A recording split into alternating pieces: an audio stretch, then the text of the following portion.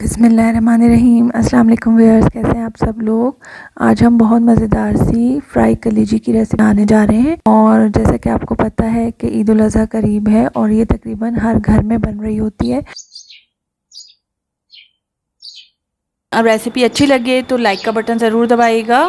अगर पहली दफ़ा मेरे चैनल पर आए हैं तो ये रेड सब्सक्राइब का बटन दबाना मत भूलिए और उसके साथ ही जो घंटी का निशान है इसको लाजमी प्रेस करें ताकि मेरी हर नई वीडियो बिल्कुल फ्री में सबसे पहले आपको मिले।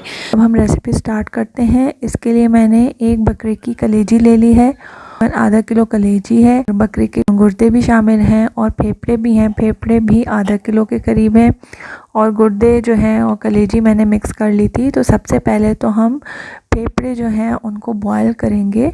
हल्की आंच पर 2 ग्लास पानी मैंने डाला है, थोड़ा सा इसमें सिरका डाल दिया है और कोई चीज़ नहीं डाली और इसको हम बॉयल करेंगे यहाँ तक कि फेफड़े अच्छी तरह से नरम हो जाए।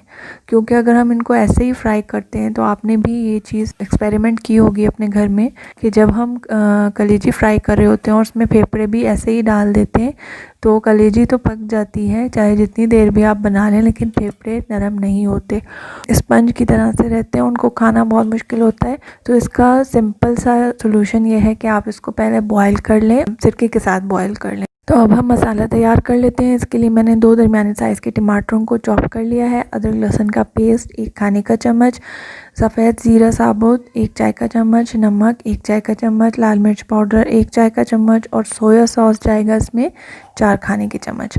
तो चलिए हम स्टार्ट करते हैं।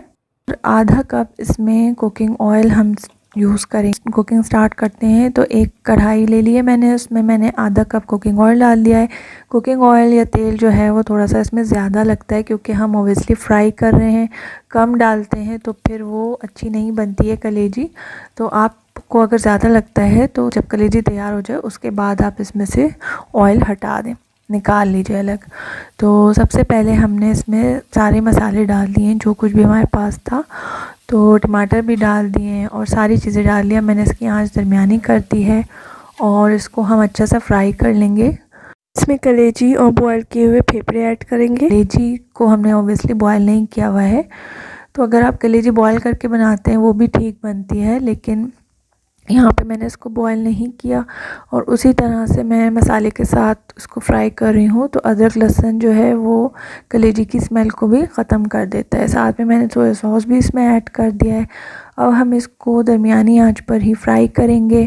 थोड़ा सा इसका कलर चेंज हो गया कलेजी का, वो जो बिल्कुल रेड कलर होता है वो ख़त्म हो गया है, वाइट वाइट सी हो रही है। तो अब हम इसको ढककर और आधे घंटे के लिए मैं इसको बिल्कुल हल्की आंच पे छोड़ दूंगी ताकि टमाटर के पानी में ही अच्छी तरह से नरम हो जाए।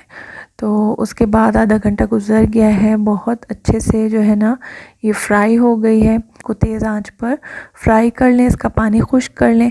रेसिपी से कलेजी बना के देखें, ना इसमें स्मेल आएगी और ना ही ये कच्ची रहेगी और ना ही कोई चीज़ इसमें सख्त होगी। तो आप रोटी के साथ सर्व करें या एज़ इट इज़ ही सर्व करें। तो ये रेसिपी ज़रूर ट्राई कीजिएगा, मुझे उम्मीद है आपको पसंद आई होगी। देखने के लिए बहुत बहुत शुक्रिया जी। इंशाल्लाह नेक्स्ट वीडियो में किसी बहुत अच्छी सी रेसिपी के साथ मुलाकात होगी।